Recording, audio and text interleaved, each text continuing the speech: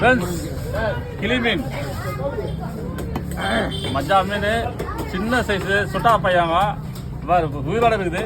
வேற லெவல் கீழே போட்ட துடிக்கும் போது மச்சா துடுறா டே அண்ணா மானத்தை காப்பாற்று துடுறா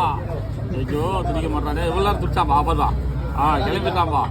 சிங்கம் களை இறங்கிடுச்சு வேற லெவல் அது கிளி மீன் செம்ம டேஸ்டாக இருக்கும் இதில் பெருசும் வரும் சின்னதும் வரும் இது ரொம்ப சூப்பராக இருக்கும் அப்படியே ஃப்ரெஷ்ஷாக நம்ம விட்டா தண்ணியில் ஓடுவான்னு பார்த்தா ஆனால் ஓட மாட்டான்